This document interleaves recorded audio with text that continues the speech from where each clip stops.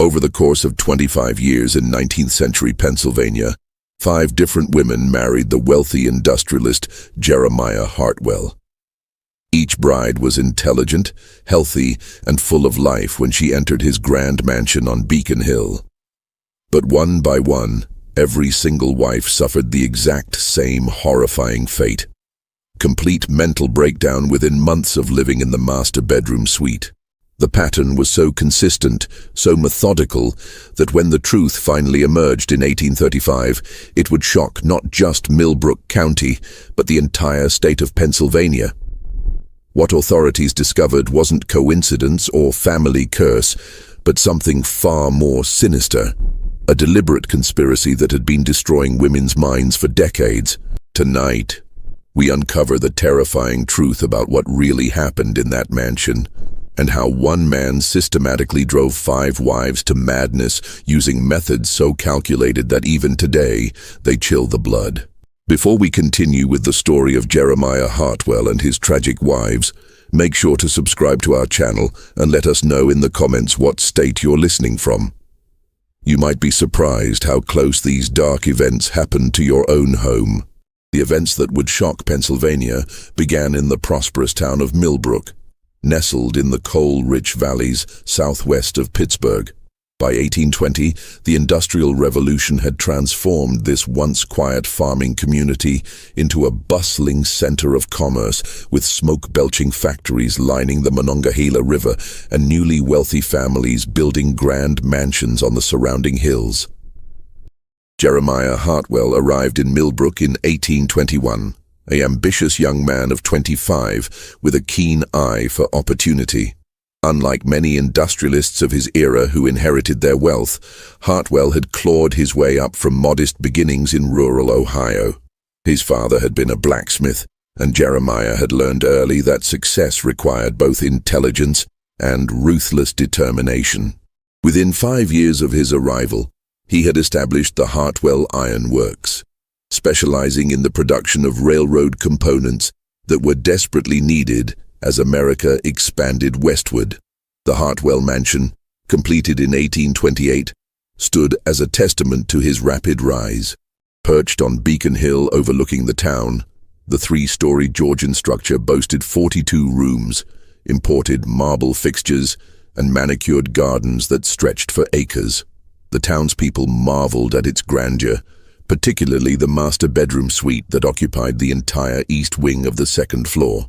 Hartwell had spared no expense in its decoration, with hand-painted wallpaper from France, a massive 4-poster bed carved from Pennsylvania cherry wood, and tall windows that offered panoramic views of the valley below.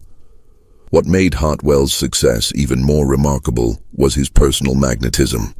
Standing over 6 feet tall with piercing blue eyes and prematurely silver hair, he possessed the kind of commanding presence that made both business rivals and social peers take notice.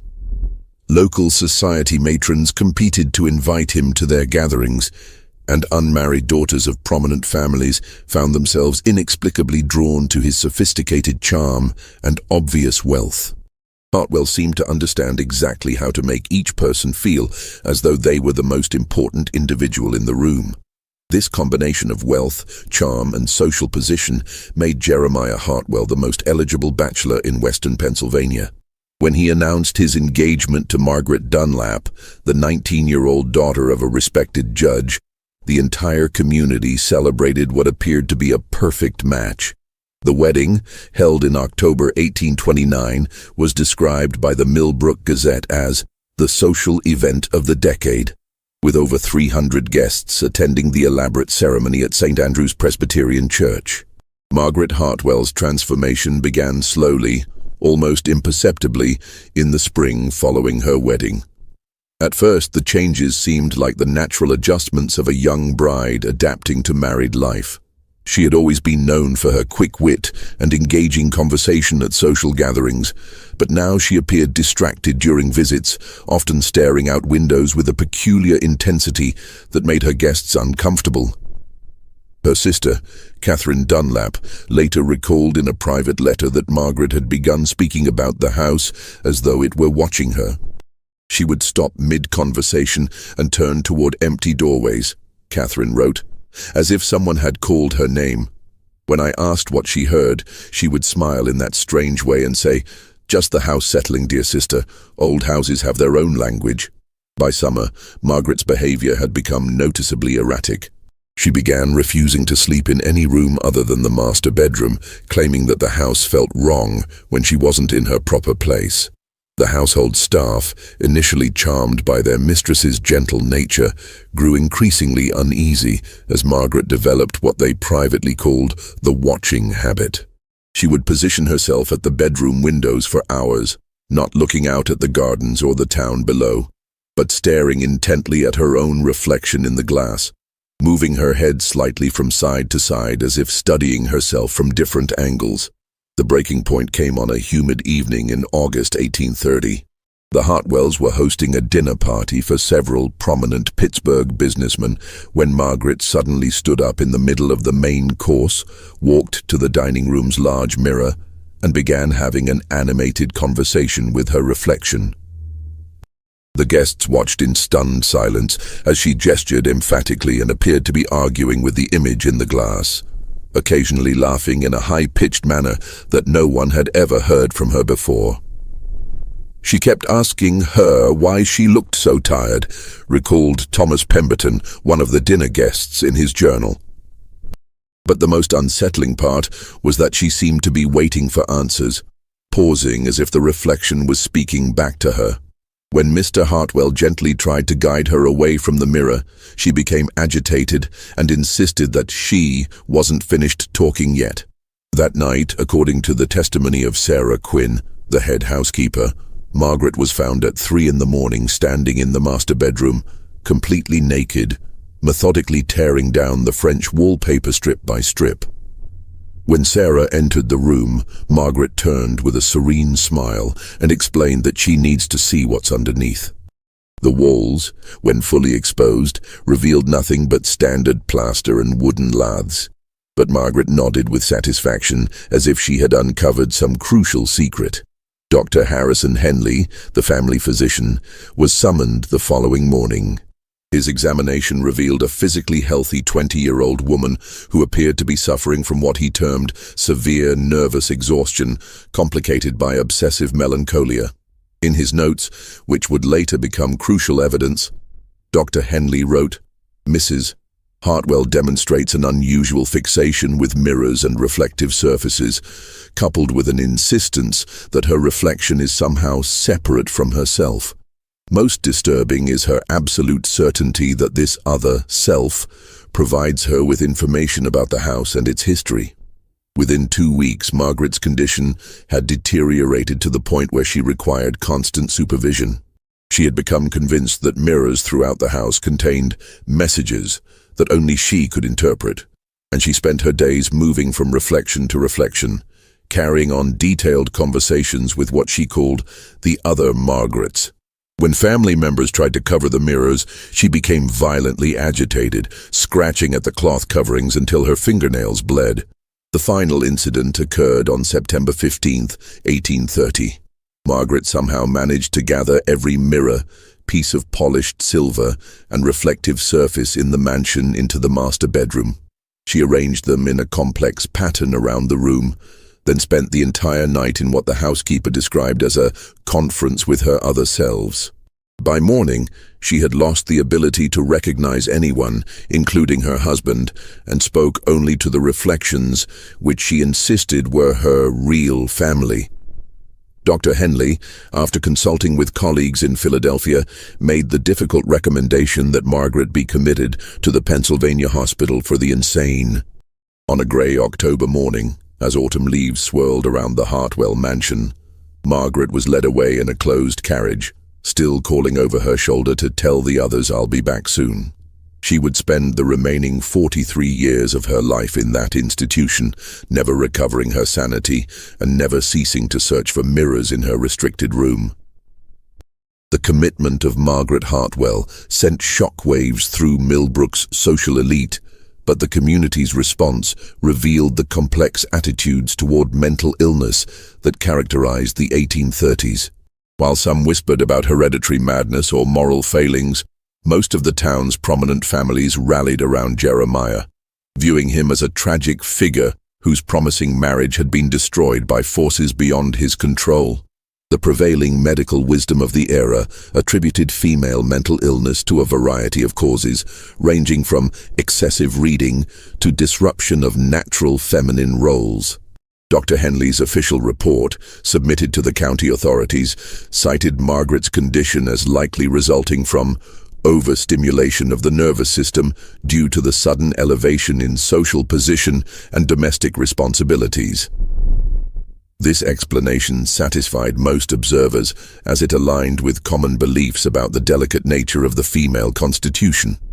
For 3 years following Margaret's commitment, Jeremiah Hartwell lived as a reclusive widower, maintaining his business interests but avoiding social gatherings. The master bedroom was sealed, its contents covered with white sheets, and Jeremiah moved to a smaller room on the 3rd floor. The household staff, reduced to just the essential positions, reported that their employer spent most evenings in his study, poring over medical texts and correspondence with various physicians about his wife's condition. During this period, Hartwell became obsessed with understanding what he called the science of mental affliction. He accumulated an extensive library on topics ranging from phrenology to the latest European theories about nervous disorders. His personal journals, discovered decades later, reveal a man genuinely tormented by his wife's fate and desperately seeking rational explanations for her breakdown. In 1833, Jeremiah received word that Margaret had died in the asylum, her final years marked by progressive physical deterioration that accompanied her mental decline. The funeral was a small, private affair attended only by immediate family members. Margaret was buried in the Hartwell family plot in Millbrook Cemetery, her gravestone bearing only her name, dates, and the inscription, "Beloved wife, at peace." The tragedy seemed to mark the end of one chapter in Jeremiah's life, but those closest to him noticed that Margaret's death had changed him in subtle but profound ways. His business associates remarked that he had developed an almost obsessive attention to detail in his personal appearance and surroundings. He began requiring that all mirrors in his office be cleaned twice daily, and he had developed a habit of checking his reflection frequently throughout business meetings, as if verifying that he appeared normal to others. More significantly, Hartwell had begun speaking about marriage again, but in terms that struck many as coldly analytical rather than romantic. He would discuss the requirements of a suitable wife with the same methodical approach he applied to business negotiations, creating what he called compatibility assessments for potential candidates.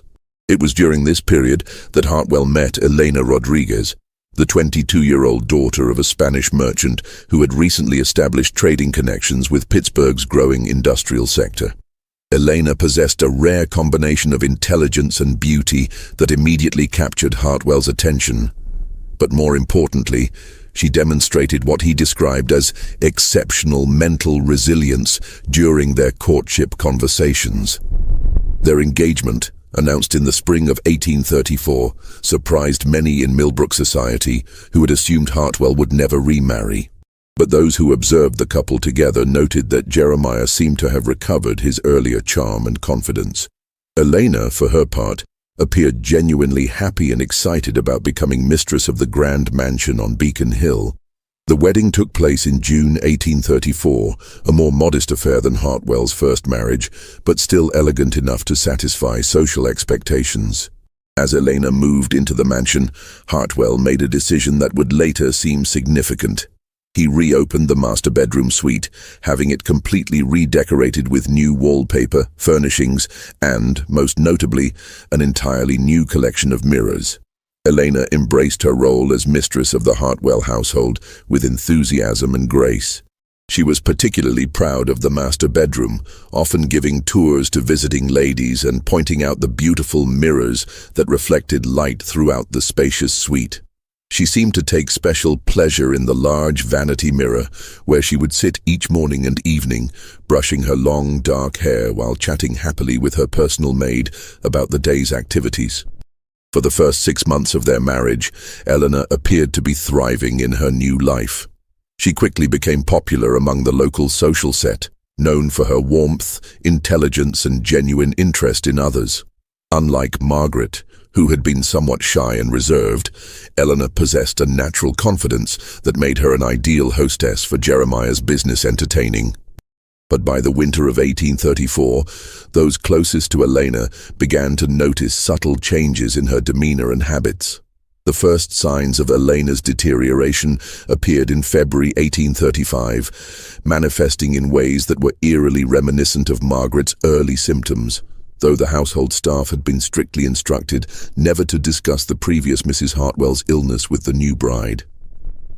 Elena's personal maid, Maria Santos, a young woman who had accompanied Elena from her father's household, kept detailed notes in her private diary about her mistress's changing behavior. These notes, discovered years later hidden in the mansion's attic, provide the most complete record of Elena's gradual transformation. Senora Elena has begun spending much longer at her vanity, Maria wrote in early February. This morning she sat brushing her hair for nearly 2 hours, but she was not looking at herself. She was staring just to the left of her reflection, as if watching someone else in the mirror. When I asked if she needed anything, she said, "She's trying to tell me something important, Maria. I must listen carefully." By March, Elena had developed what she called mirror conversations, though she insisted they were different from simply talking to herself. According to Maria's accounts, Elena would position herself before various mirrors throughout the house and engage in what appeared to be dialogues, pausing to listen and responding to unheard questions or comments. Unlike Margaret's agitated interactions with her reflection, Elena's conversations seemed pleasant and informative. "She tells me things about the house that I never knew," Elena confided to Maria one afternoon, "about the previous family who lived here, about the secrets hidden in the walls. She's very knowledgeable about household management too. She's given me excellent advice about organizing the staff schedules." Dr. Henley, still serving as the family physician, was discreetly consulted when Elena's behavior became more pronounced. His private notes from this period reveal his growing concern about what he termed a most troubling parallel to the previous Mrs. Hartwell's condition. However, Elena's symptoms differed in significant ways that made diagnosis difficult. While Margaret had become increasingly agitated and incoherent, Elena remained articulate, rational, and functional in all areas, except her relationship with mirrors. The turning point came in April 1835, when Elena announced to the household staff that she had learned something very important from her conversations with what she now called the Mirror Woman. She had discovered, she claimed, that the previous Mrs. Hartwell was still present in the house, trapped within the reflective surfaces and trying to warn future wives about the truth behind the walls. Elena has become convinced that the mirrors contain some form of spiritual presence, Dr. Henley wrote to a colleague in Philadelphia. However, unlike cases of religious mania or supernatural delusions I have encountered, she maintains perfect rationality in all other matters. She continues to manage the household efficiently, maintains normal social relationships, and shows no signs of the physical deterioration typically associated with mental illness. The obsession appears to be completely focused on reflective surfaces and what she believes they reveal about the house's history. Jeremiah's reaction to his second wife's developing condition was markedly different from his response to Margaret's illness. Rather than seeking immediate medical intervention, he began what he called careful observation and documentation of Elena's behavior. His journals from this period show a man trying to understand the apparent pattern emerging in his household. "Elena's condition progresses along remarkably similar lines to Margaret's," he wrote, "yet with enough variation to suggest that the underlying cause may be environmental rather than constitutional." Both women were perfectly healthy before residing in the master bedroom suite. Both developed fixations with mirrors within months of taking up residence. Both claimed to receive information from their reflections that they could not have known previously. This analytical approach led Hartwell to conduct what he called controlled experiments with Eleanor's condition. He began documenting exactly which mirrors triggered the strongest responses, at what times of day the conversations were most intense, and what specific information Elena claimed to receive from the reflections. His notes reveal a systematic attempt to understand whether external factors might be contributing to his wife's mental deterioration. The experiments yielded disturbing results. Elena's most intense episodes occurred in the master bedroom between sunset and midnight, always involving the same large vanity mirror that had been Margaret's primary focus. The conversations followed consistent patterns, with Elena asking questions about the house's history and receiving what she described as detailed answers about previous residents, hidden rooms, and secrets that must be preserved. Most unsettling was Elena's claim that the reflection had shown her the truth about what happened to the first wife. According to Elena, Margaret had not gone insane at all, but had discovered something so shocking about the house or its owner that she had been deliberately made to appear mentally ill to discredit her potential revelations. The mirror woman says Margaret knew too much, Elena told Maria in May 1835. She says that's why Margaret had to be sent away to protect the important secret. But she also says Margaret is still trying to warn people through the mirrors because the truth must eventually come out. By summer, Eleanor's behavior had become impossible to hide from Millbrook society. She had begun refusing to attend social gatherings unless the host's home contained mirrors where she could check with her advisor about appropriate conversation topics. When forced to attend mirror-free events, she became anxious and distracted, often excusing herself early to return home to her consultations.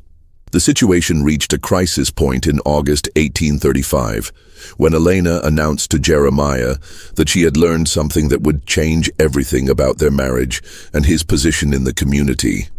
Elena's revelation came on a stifling August evening when the summer heat seemed to press against the mansion's windows like living thing. Jeremiah found his wife in the master bedroom, seated before the vanity mirror. But this time she was not engaging in her usual animated conversations. Instead, she sat perfectly still, her hands folded in her lap, staring at her reflection with an expression of profound sadness. "She has shown me the truth about this house," Eleanor said without turning away from the mirror. "About what you do to women who live in this room, Jeremiah, about why Margaret really went insane." According to Jeremiah's journal entry from that evening, Elena then revealed a series of allegations that left him stunned. She claimed the mirror woman had shown her hidden passages within the walls, secret rooms where previous occupants had been kept against their will, and evidence of what she termed medical experiments conducted on unwilling subjects. Elena has constructed an elaborate fantasy involving secret chambers and clandestine activities, Jeremiah wrote. She insists that Margaret discovered evidence of these alleged crimes and that her mental breakdown was artificially induced to silence her. Most disturbing is her claim that the mirrors somehow contain memories of these events, accessible only to women who spend enough time in the master bedroom. But Elena's accusations went beyond vague conspiracy theories. She provided specific details about the mansion's construction, claiming the mirror woman had revealed the existence of hidden passages that connected the master bedroom to unused sections of the house. She described elaborate monitoring systems built into the walls, and most shocking of all, she alleged that Jeremiah had been systematically drugging his wives with substances designed to cause hallucinations and mental confusion. "The medicine you give me for my headaches," Eleanor confronted her husband that night. "It's not medicine at all, is it? She showed me what it really does, how it makes women see things that aren't there, how it makes them appear insane to outside observers." Jeremiah's response to these accusations was swift and decisive. The next morning, he consulted with Dr. Henley about Eleanor's rapidly deteriorating mental condition, emphasizing the paranoid delusions and conspiracy theories that had replaced her earlier benign conversations with mirrors. Dr. Henley, already concerned about the parallels to Margaret's case, agreed that Eleanor posed a potential danger to herself and others. Mrs. Hartwell has developed a systematic delusional structure that mirrors the earlier case in disturbing ways, Dr. Henley noted. Her insistence on hidden passages and secret activities suggests a complete break from reality, possibly exacerbated by the isolation and stress of managing a large household. I fear that without immediate intervention, she may progress to the violent episodes that characterized the final stages of the first Mrs. Hartwell's illness. But Eleanor was not ready to be quietly committed to an asylum. Over the next several days, she began what she called her investigation, systematically examining the mansion's walls for the hidden passages the mirror woman had described. She recruited Maria and several other household staff members, convincing them to help search for loose panels, hollow spaces, and concealed doorways. The search yielded unexpected results. Behind a wardrobe in the master bedroom, Maria discovered a section of wall that sounded hollow when tapped. Further examination revealed a narrow panel that, when pressed, swung inward to reveal a cramped passage running between the walls. The passage, barely wide enough for a person to squeeze through, appeared to connect several rooms on the second floor and contained what Eleanor described as observation ports. Small holes that allowed someone in the passage to see into the bedrooms without being detected. The mirror woman was right, Eleanor told Maria triumphantly. The passages are real, just as she said they would be. If this part of her story is true, then everything else must be true as well. The discovery of the hidden passages sent shockwaves through the household staff, but their impact on Jeremiah was even more profound. His journal entries from this period show a man struggling to maintain control of a situation that was spiraling beyond his ability to manage through conventional means. Elena's delusions have led to the discovery of architectural features I was unaware existed in my own home, he wrote. The previous owner made no mention of these passages during the property transfer, and I can only assume they were constructed for purposes I cannot fathom.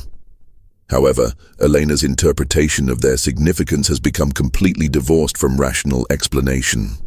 She now views every aspect of the house's design as evidence of a vast conspiracy directed against women in general, and wives in particular. As word of Elena's discoveries spread through Millbrook's gossip networks, Jeremiah found himself facing questions he could not adequately answer. Why hadn't he known about the passages? What was their original purpose? Most importantly, how could he explain the disturbing coincidence that both of his wives had developed nearly identical forms of mental illness focused on the same bedroom and the same mirrors? The pressure intensified when Elena's father, concerned about reports of his daughter's behavior, arrived from Pittsburgh for an unannounced visit. Don Carlos Rodriguez was a shrewd businessman who had not built his trading empire by accepting convenient explanations for inconvenient problems. His meeting with Elena revealed a woman who appeared perfectly rational, except for her insistence on the mirror woman's revelations, and his subsequent conversation with Jeremiah raised questions that demanded immediate answers. My daughter claims she has discovered evidence of criminal activity in your household, Don Carlos informed Jeremiah during a tense evening meeting. She also alleges that her mental condition is being artificially induced through medications administered without her knowledge. These are serious accusations that cannot be dismissed simply because they originate from someone whose sanity is questioned. Just when we thought we'd seen it all, the horror in the Hartwell mansion intensifies. If this story is giving you chills, share this video with a friend who loves dark mysteries.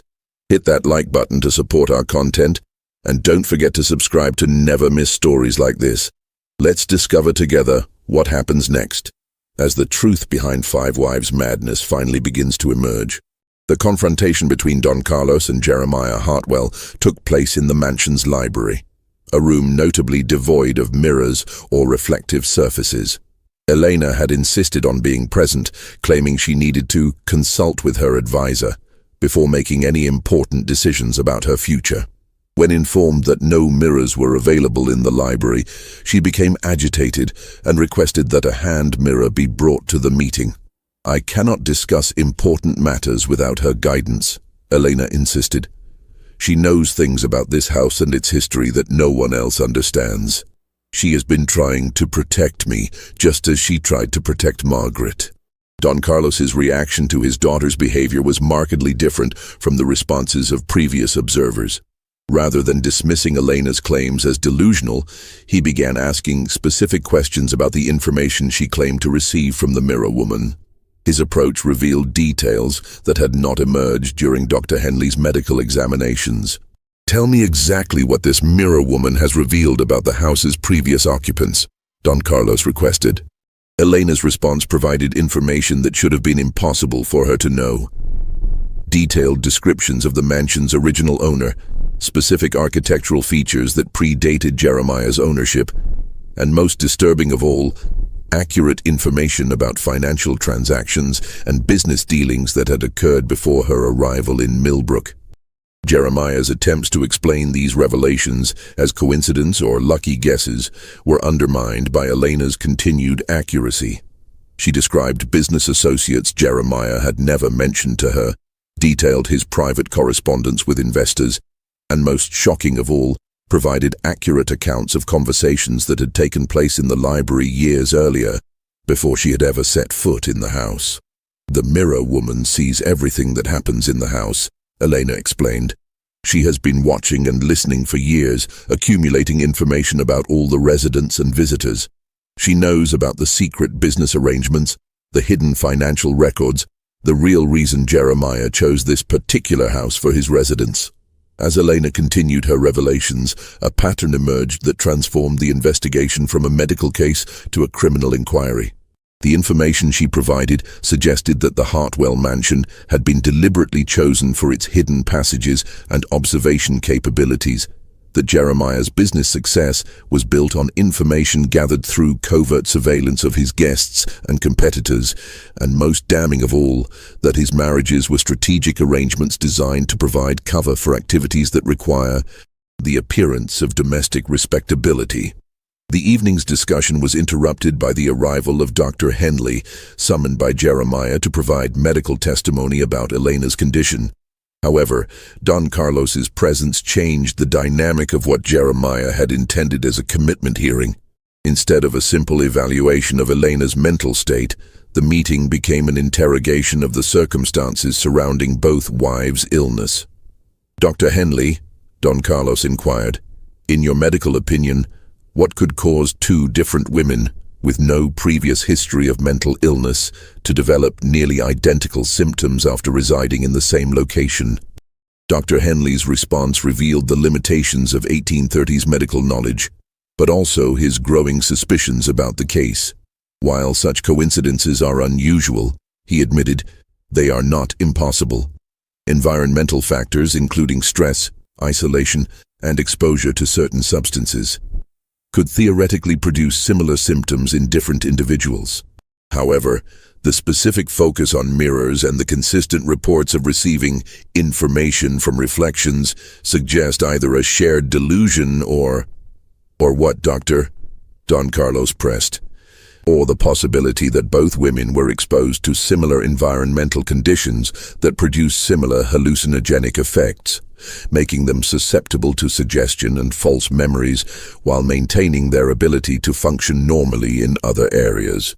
The implications of Dr. Henley's statement hung heavy in the library's stifling air. If Elena's condition was artificially induced, then Margaret's similar breakdown took on an entirely different meaning.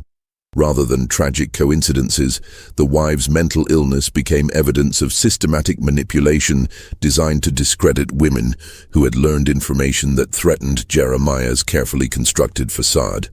As the evening wore on, Eleanor's behavior became increasingly erratic, but in ways that suggested desperation rather than madness. She repeatedly requested access to a mirror, claiming she needed to verify important details before making serious accusations. When her requests were denied, she became agitated and began describing the contents of locked rooms and hidden compartments throughout the house, information that Jeremiah insisted she could not possibly possess. The crisis reached its climax when Elena suddenly stood up and announced that the mirror woman had revealed the location of the evidence that will prove everything. She led the group to the master bedroom, where she directed them to a section of wall behind the massive wardrobe. Following her instructions, they discovered not only the hidden passage Maria had found earlier, but a concealed compartment containing documents and materials that would transform the investigation into a criminal prosecution. The documents hidden in the wall cavity told a story that was both more complex and more horrifying than Elena's mirror woman had suggested. As Don Carlos examined the papers by lamplight, the true scope of Jeremiah Hartwell's activities began to emerge from decades of careful concealment. The first revelation came from a leather-bound ledger containing detailed records of surveillance activities conducted from the hidden passages. Entry after entry documented private conversations, personal secrets, and business negotiations that had been observed and recorded without the knowledge of the participants. The entries, written in Jeremiah's distinctive handwriting, revealed how he had used this information to manipulate business deals, blackmail competitors, and gain advantages in financial negotiations. March 15, 1829, Senator Patterson discussed railroad route plans in drawing room with associates. Confirmed northern passage through Millbrook Valley. Adjusted investment portfolio accordingly. June 3, 1829, Judge Dunlap revealed his gambling debts to his wife in their bedroom conversation. Excellent leverage for upcoming court cases involving the iron works. But the surveillance activities were only the beginning of what the hidden documents revealed. A second collection of papers, wrapped in oilcloth and tucked beneath loose floorboards, contained correspondence with a Dr. Heinrich Zimmermann, a German physician who had been conducting what he called experimental treatments for female hysteria at private institutions throughout Pennsylvania. Dr. Zimmermann's letters, written in a mixture of English and German, described a systematic program designed to induce controlled mental instability in women who posed threats to their husbands' interests. The treatments involved carefully measured doses of various substances, including mercury compounds, laudanum derivatives, and plant extracts that produced hallucinations and disorientation while leaving patients physically functional. The beauty of the treatment, Dr. Zimmermann wrote in one letter, is that the subject retains enough rationality to appear normal in casual interactions, while developing specific obsessions and delusions that discredit any inconvenient truths they might reveal. The focus on mirrors is particularly effective, as it appears to be a natural feminine vanity taken to pathological extremes. Elena's accusations about being drugged were not paranoid delusions. They were accurate descriptions of a systematic poisoning program designed to drive her insane while maintaining the appearance of natural mental illness. The headache medicine Jeremiah provided contained carefully measured doses of substances that produced visual hallucinations, particularly when combined with the stress of isolation and the psychological pressure of living under constant surveillance. Margaret Hartwell had not suffered a tragic mental breakdown.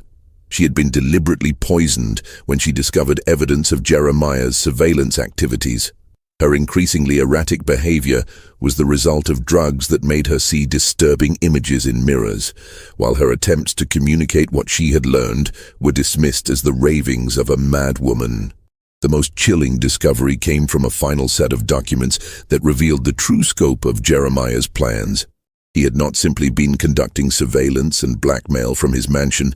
He had been operating what amounted to a private intelligence network, using his social position and business connections to gather information for clients throughout Pennsylvania's political and business elite. The mansion's hidden passages weren't just spy holes. They were part of an elaborate system that included concealed recording devices, document copying facilities, and storage areas for compromising materials. Jeremiah's marriages weren't romantic relationships. They were business arrangements designed to provide him with hostesses who could gather information at social events while remaining above suspicion due to their apparent respectability. When Margaret discovered evidence of these activities, Jeremiah had used Dr. Zimmermann's experimental treatments to discredit her potential revelations.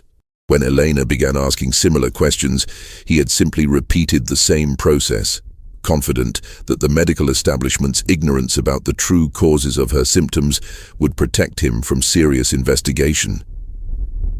Don Carlos's reaction to these revelations was swift and decisive. As a successful businessman with political connections throughout western Pennsylvania, he understood immediately that the documents represented evidence of criminal conspiracy on a massive scale. More importantly, he recognized that his daughter's life was in immediate danger as long as she remained in Jeremiah's control. "Elena will be leaving this house tonight," he informed Jeremiah, "and she will be taking these documents with her as evidence for the authorities. Dr. Henley, I assume you will be revising your medical opinion regarding my daughter's condition in light of this evidence." Dr. Henley's response revealed the ethical crisis facing medical professionals confronted with evidence that their patients had been systematically poisoned by people they trusted. "If these documents are authentic," he said slowly, "then both Mrs. Margaret Hartwell and Mrs. Elena Hartwell were victims of deliberate poisoning designed to simulate mental illness. Mrs. Elena's condition should improve rapidly once the toxic substances are eliminated from her system." Jeremiah's reaction to the discovery was surprisingly calm, suggesting a man who had prepared for the possibility of exposure. "The documents you found are forgeries," he claimed, planted by Elena during her delusional episodes. "The correspondence with this alleged Dr. Zimmerman is fictional, designed to support her paranoid fantasies about being poisoned. I'm afraid her mental condition has progressed to the point where she's capable of creating elaborate false evidence to support her delusions." But Don Carlos had anticipated this defense. "Then you won't object to having the contents of these medicine bottles analyzed by independent chemists," he replied, producing the various compounds Jeremiah had been administering to Elena. "And you certainly won't mind if we bring in handwriting experts to verify whether these documents were written by you or by someone else."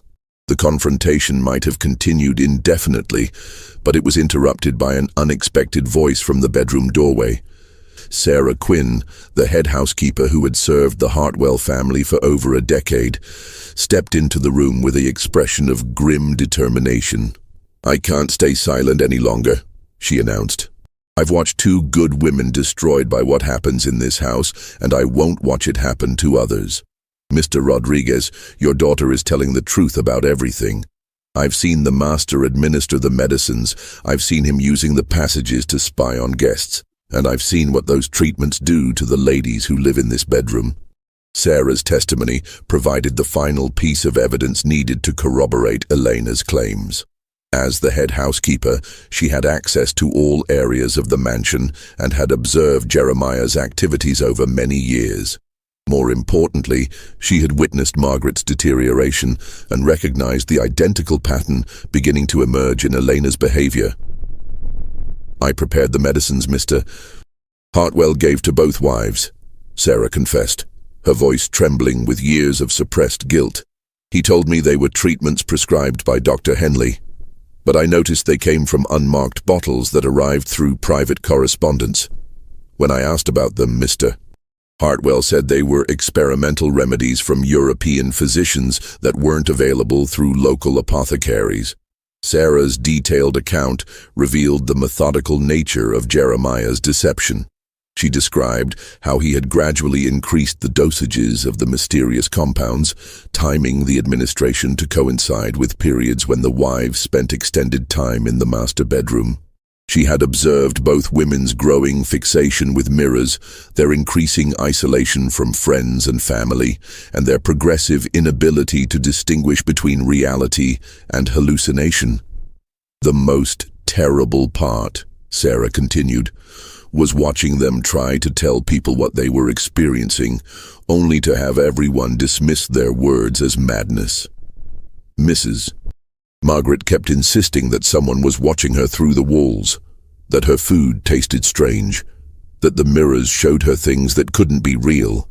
Everyone said it was nervous hysteria, but I knew something was wrong when Mrs. Elena began describing exactly the same experiences."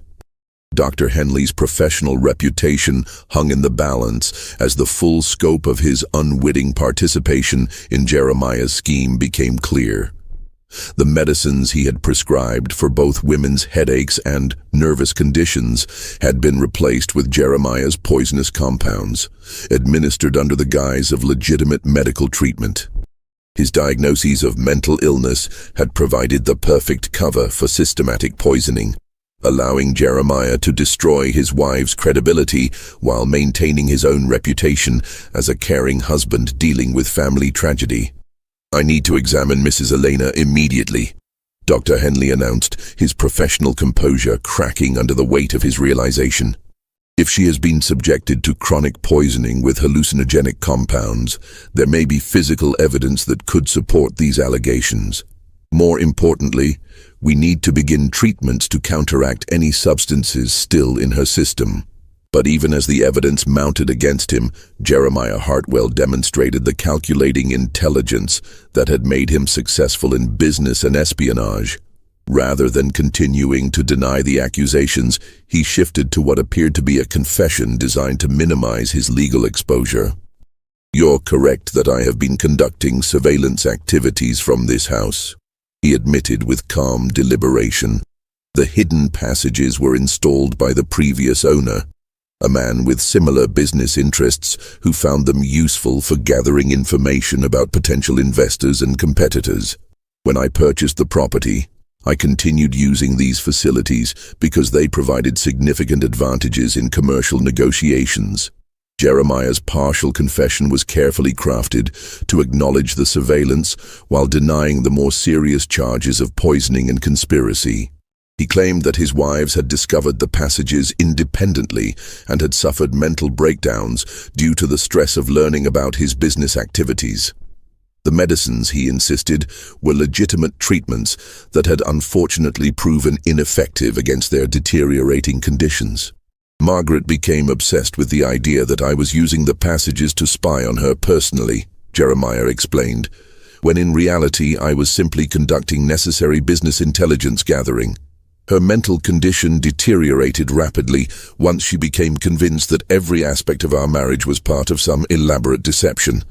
Elena has unfortunately followed a similar pattern, constructing elaborate conspiracy theories to explain perfectly legitimate business activities. This explanation might have been persuasive under normal circumstances, but the presence of Dr. Zimmerman's correspondence made it impossible to sustain. The German physician's letters were too specific, too detailed, and too obviously connected to the symptoms both women had experienced to be dismissed as coincidence. Don Carlos had no intention of allowing Jeremiah to escape through legal technicalities. "We'll let the courts determine whether your activities constitute legitimate business or criminal conspiracy," he declared. "In the meantime, Elena will be removed from this house immediately and placed under the care of physicians who haven't been compromised by your deceptions." The confrontation was reaching its conclusion when Elena herself, who had been sitting quietly during much of the discussion, suddenly spoke with a clarity and rationality that had been absent from her voice for months. "The mirror woman isn't gone," she said, her tone perfectly calm and lucid. "She's still here, still trying to warn people about what happens in this house. But I can see her clearly now, without the medicines clouding my vision. She's not a reflection or a spirit or a delusion. She's me, the part of me that stayed rational and observant while the rest of my mind was being systematically destroyed." Elena's revelation represented a breakthrough that transformed the entire understanding of her condition. The mirror woman had been her own subconscious mind, fighting against the effects of the hallucinogenic drugs by creating an alternate personality that could observe and remember events accurately. The conversations with her reflection had been internal dialogues between the drugged, confused Elena and the rational Elena who was trying to piece together the truth about her situation. "I remember everything now," Elena continued. "Every conversation I overheard through the passages, every document I saw when Jeremiah thought I was too disoriented to understand, every detail about his business arrangements and his correspondence with Dr. Zimmerman. The mirror woman wasn't giving me information. She was helping me remember information I had gathered myself but couldn't access consciously because of the drugs. The immediate aftermath of Elena's recovery and the discovery of Jeremiah's conspiracy sent shockwaves through Millbrook and the broader Pennsylvania business community. Don Carlos wasted no time in presenting the evidence to county authorities, while Dr. Henley began the process of documenting Elena's recovery as proof that her condition had been artificially induced. Within days of discontinuing Jeremiah's medicines, Elena's symptoms began to disappear rapidly. Her obsession with mirrors faded as her natural mental clarity returned, and her ability to distinguish between drug-induced hallucinations and reality was fully restored. Most significantly, her detailed memory of the information she had gathered during her months of impaired consciousness provided investigators with a comprehensive picture of Jeremiah's criminal network. The legal proceedings that followed revealed the true scope of what prosecutors termed the Hartwell conspiracy. Evidence gathered from the mansion's hidden compartments documented years of surveillance, blackmail, and information trafficking that had corrupted business and political dealings throughout western Pennsylvania. Jeremiah's clients had included corrupt judges, dishonest politicians, and unscrupulous businessmen who had paid substantial sums for compromising information about their rivals and opponents. Margaret Hartwell's tragic fate took on new meaning as investigators exhumed her body and conducted post-mortem examinations using the most advanced forensic techniques available in 1835. Traces of mercury and other toxic compounds found in her remains confirmed that she had died not from mental illness, but from the cumulative effects of systematic poisoning. Her death was reclassified from natural causes to homicide, making Jeremiah liable for murder charges in addition to conspiracy and fraud. The Pennsylvania Hospital for the Insane, where Margaret had spent her final years, cooperated with the investigation by providing detailed records of her condition and treatment. These documents revealed that Margaret had maintained periods of lucidity throughout her confinement, during which she had consistently claimed that her husband was poisoning women to hide his criminal activities. Her statements, previously dismissed as the ravings of a mad woman, were now recognized as accurate testimony from a victim of deliberate chemical torture. Sarah Quinn's decision to testify against her employer proved crucial to the prosecution's case. Her detailed knowledge of the household's daily operations, combined with her observations of both wives' deterioration, provided investigators with a timeline that correlated perfectly with the administration of Dr. Zimmerman's experimental compounds. Her testimony also revealed the existence of other potential victims, houseguests and business associates, who had reported strange symptoms after visiting the Hartwell mansion. Dr. Zimmerman himself was located in Philadelphia, where he had been conducting similar experiments on patients at a private asylum. His arrest led to the discovery of a broader network of physicians and businessmen who had been using medical treatments as weapons against inconvenient women throughout Pennsylvania and neighboring states.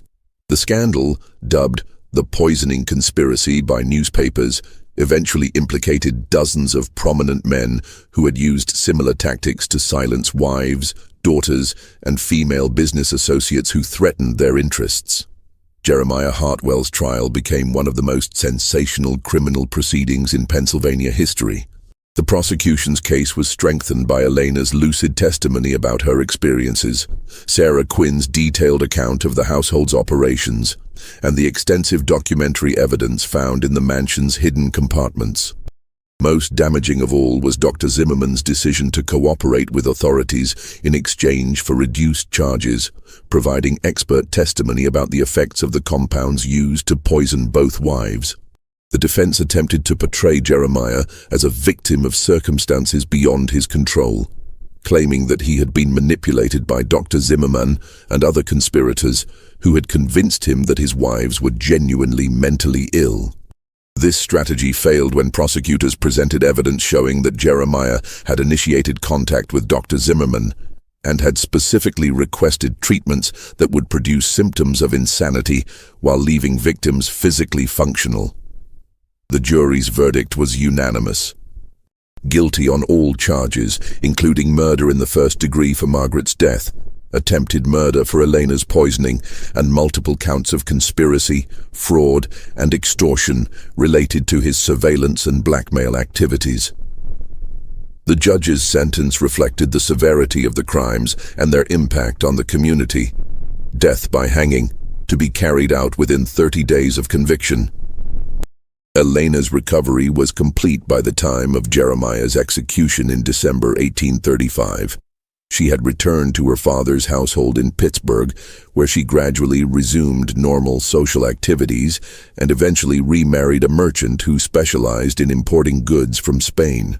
She lived a long and healthy life, but she never spoke publicly about her experiences in the Hartwell mansion beyond her testimony at the trial.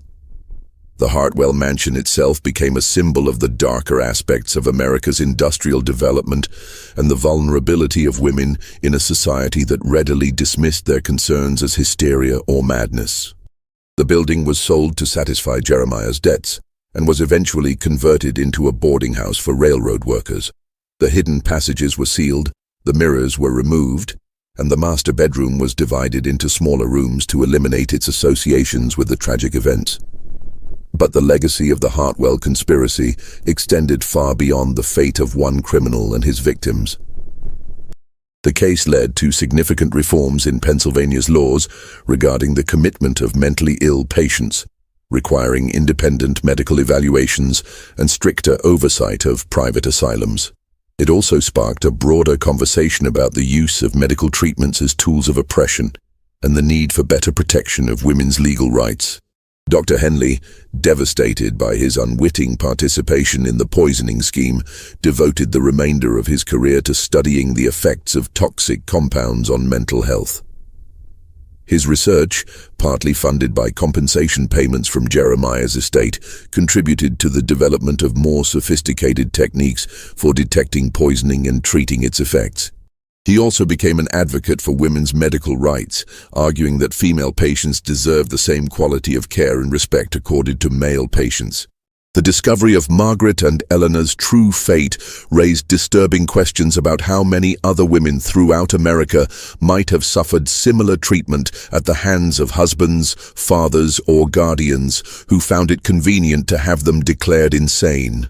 Historical records from the period suggest that the Hartwell case was not an isolated incident, but rather one example of a broader pattern of medical abuse that may have claimed hundreds or thousands of victims whose stories were never investigated. The case also highlighted the importance of believing women who reported unusual or disturbing experiences, even when their accounts seemed improbable or contradicted conventional wisdom. Margaret and Eleanor's insistence that they were being watched, drugged, and manipulated had been dismissed as symptoms of mental illness, when in fact they were accurate descriptions of the crimes being committed against them. Today, the site of the original Hartwell mansion is occupied by a small park in what is now the Pittsburgh metropolitan area. A historical marker installed in 1985, exactly 150 years after Jeremiah's execution, commemorates the victims of the poisoning conspiracy and serves as a reminder of the importance of protecting vulnerable individuals from those who would exploit their trust and authority. The marker's inscription reads simply, "In memory of Margaret Dunlap Hartwell, Elena Rodriguez Hartwell, and all victims of medical abuse. Their courage in seeking truth despite overwhelming obstacles helped establish important legal protections that continue to safeguard patients' rights today. This mystery shows us how easily the vulnerable can be victimized by those in positions of trust and authority, and how crucial it is to listen carefully when someone reports that their reality doesn't match what others expect them to experience." What do you think of this story? Do you believe everything was revealed, or might there have been other victims whose stories were never uncovered? Leave your comment below. If you enjoyed this tale and want more horror stories like this, subscribe, hit the notification bell, and share with someone who loves mysteries. See you in the next video.